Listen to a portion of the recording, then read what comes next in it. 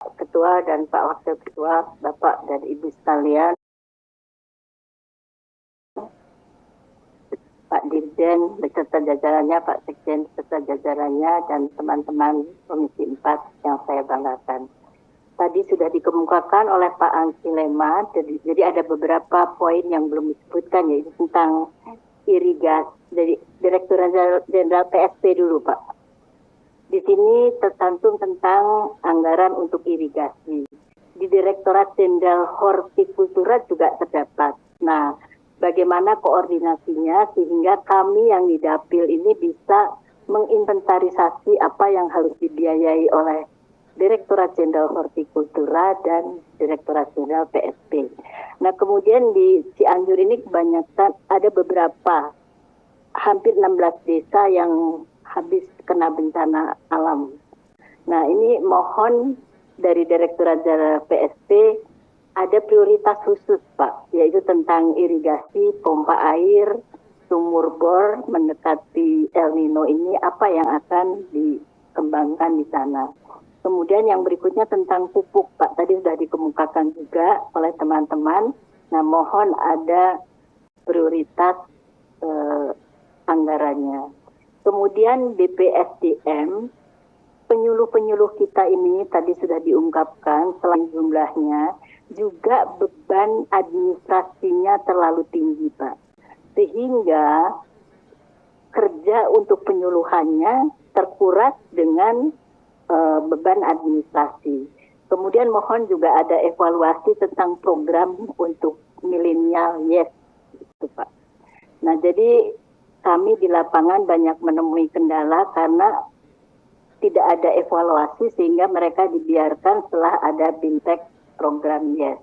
Kemudian mengenai perkebunan, Direktorat Jenderal Perkebunan, di Cianjur ini kebanyakan teh kita harus sudah direvitalisasi. Nah, mohon ada prioritas. Kemudian yang kedua, pala, kelapa, dan aren. Nah, ini mohon hilirisasinya dikembangkan, Pak Dirjen.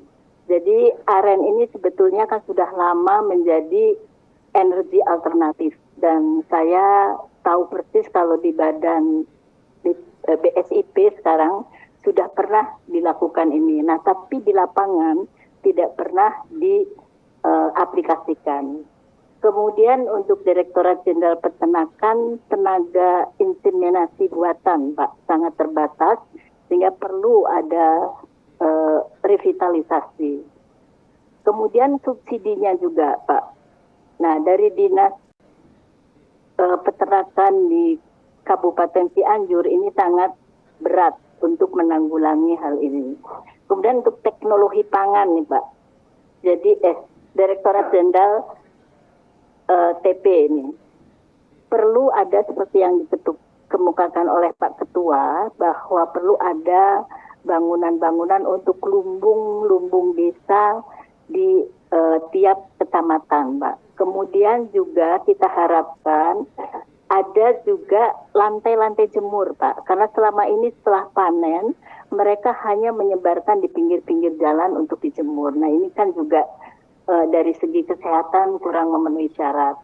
Kemudian untuk Direktorat Jenderal Hortikultura, selain tadi greenhouse, kemudian pengeringan untuk pasca panen itu perlu juga diperhatikan, dan sertifikasi, Pak, karena di Cianjur ini banyak sekali tanaman-tanaman rempah dan obat yang akhirnya setelah pasca panen tidak ada penanggulangan secara efektif. Nah, ini perlu diperhatikan juga bagaimana tentang sertifikasinya dari BPOM, dan juga di bawah BSIP ini kan ada sebetulnya Balai Penelitian Rempah dan Obat. Nah, ini bagaimana koordinasinya sehingga petani-petani sayuran bisa berkembang dengan baik, khususnya tanaman rempah obat.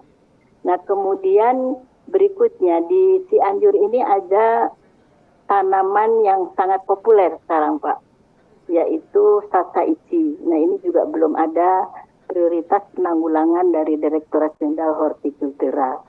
Nah, juga picung, Pak. Satu kecamatan itu sampai menghasilkan picung yang berlebihan. Nah, ini juga mohon perhatiannya. Terima kasih, Mbak. Baik, lanjut ke Pak Selamat.